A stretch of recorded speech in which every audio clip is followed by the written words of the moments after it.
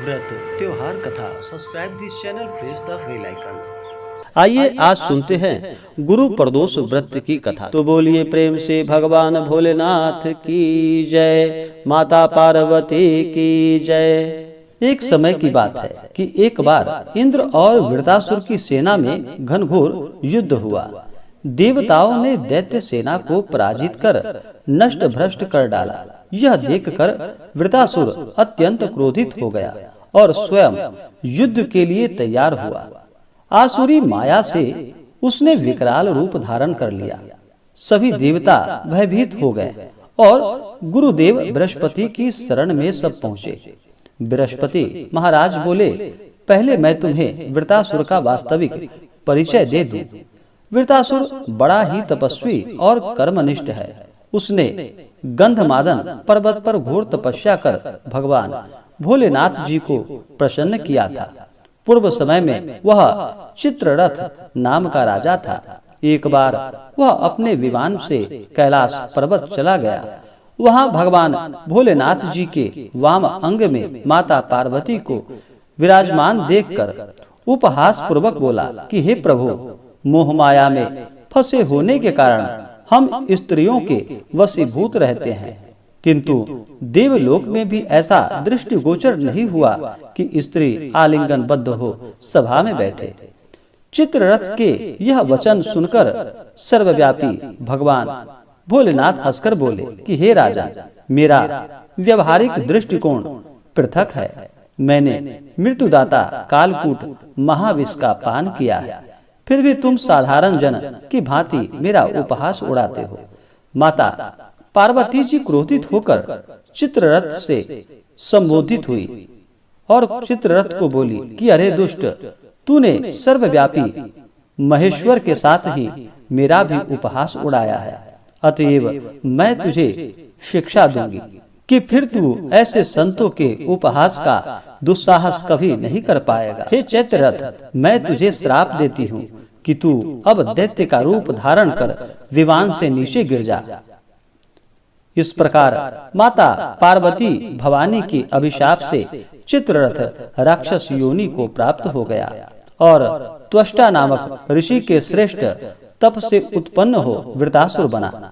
गुरुदेव बृहस्पति आगे बोले कि वृत्रासुर बाल्यकाल में ही शिव भक्त था। अतः हे इंद्र, तुम बृहस्पति प्रदोष व्रत कर भगवान शंकर को प्रसन्न करो। देवराज ने गुरुदेव की आज्ञा का पालन कर बृहस्पति प्रदोष का व्रत रखा, जिसे कि गुरु प्रदोष के व्रत के नाम से भी जाना जाता है। इस व्रत के प्रभाव से इंद्र ने शीघ्र ही वृत्रासुर पर विजय प्राप्त कर ली और देवलोक में फिर से शांति छा गई। तो बोलिए प्रेम से उमापति भगवान भोलेनाथ की जय, माता पार्वती की जय। जो भी भक्त सच्ची श्रद्धा के साथ भगवान भोलेनाथ का प्रदोष व्रत में पूजन करते हैं, प्रदोष व्रत को रखते हैं, भगवान भोलेनाथ उनकी सभी मनोकामनाओं को पूर्ण करते हैं। प्रदोष का व्रत, इसे त्रयोदशी व्रत भी कहा जाता है। त्रयोदशी के दिन संध्या प्रदोष काल के समय में भगवान का पूजन किया जाता है। जो भी जातक प्रदोष का व्रत करते हैं, उन्हें चाहिए कि त्रयोदशी तिथि के दिन सुबह ब्रह्म मुहूर्त में उठ करके अपने सभी नित्य क्रियाओं से निवृत्त होकर के गंगा नदी या घर के जल में ही थोड़ा सा गंगा जल मिला करके स्नान करना चाहिए। शुद्ध वस्त्र धारण करके मन में संकल्प लेना चाहिए कि हे भगवान भोलेनाथ, हे माता पार्वती, आज मैं आपके प्रदोष का व्रत करने जा रहा हूँ या करने जा रही हूँ। इस प्रकार से भगवान से प्रार्थना करनी चाहिए। जो भी मन में इच्छा हो, जो भी कामना हो, वह भगवान भोलेनाथ से कहनी चाहिए। जब भी भगवान भोलेनाथ का पूजन किया जाता है, तो भगवान भोलेनाथ के साथ शिव परिवार का पूजन किया जाता है। तो भगवान गणेश का, नंदी, श्रृंगी, भृंगी आदि भगवान के गण का पूजन करना चाहिए। इससे भगवान भोलेनाथ अति प्रसन्न होते हैं।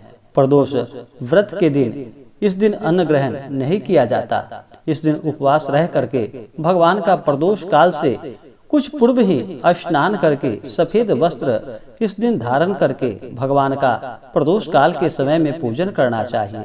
भगवान भोलेनाथ देवादिदेव महादेव अति भोले हैं, थोड़े से जल से ही अपने भक्तों के ऊपर प्रसन्न हो जाते हैं और अपना कृपा बरसाते हैं। श्रावण का महीना, यह महीना भगवान भोलेनाथ को अति प्रिय है। उसमें त्रयोदशी प्रदोष व्रत भगवान को अति प्रिय है। इससे भगवान, जो भी भक्त इस समय भगवान का पूजन करते हैं, भगवान भोलेनाथ उनकी सभी मनोकामनाओं को पूर्ण करते हैं।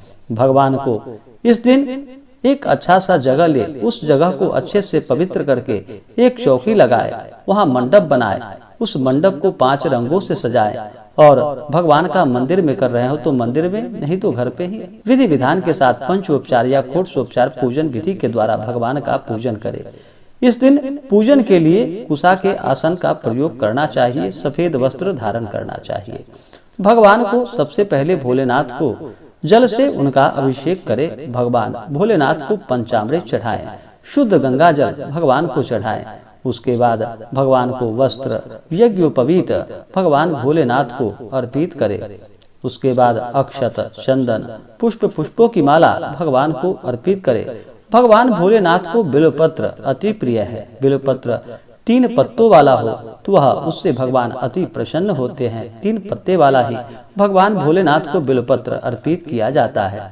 बिल्वपत्र पे राम का नाम लिख करके अगर इस मंत्र का उच्चारण करते हुए बिल्वपत्र भगवान को चढ़ाएं, इससे 3 जन्मों के पाप भी नष्ट हो जाते हैं।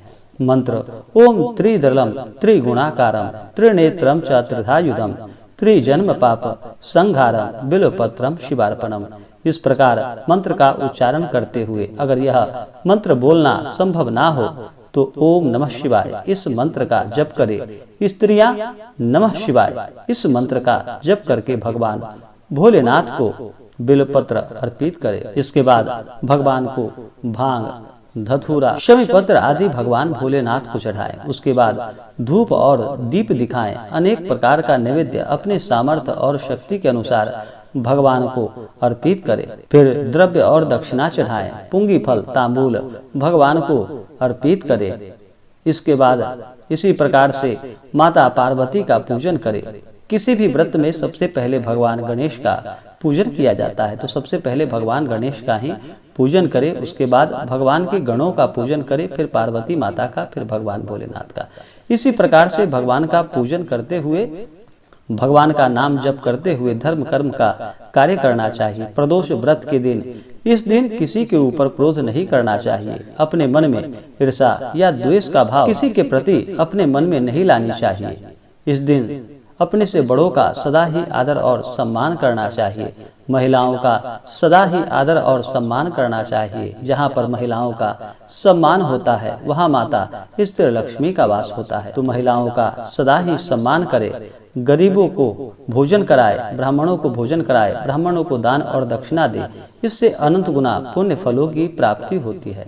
और प्रदोष व्रत का पारण अगले दिन जाकर के सूर्योदय के बाद इस व्रत का पारण किया जाता है। तो बोलिए प्रेम से भगवान भोलेनाथ की जय, माता पार्वती की जय। इसी प्रकार से जो भी भक्त, जो भी जातक सच्ची श्रद्धा के साथ, नियम और निष्ठा के साथ प्रदोष का व्रत करते हैं या प्रदोष व्रत का कथा श्रवण करते हैं, भगवान शिव माता पार्वती का कृपा उनके ऊपर सदैव बना रहता है।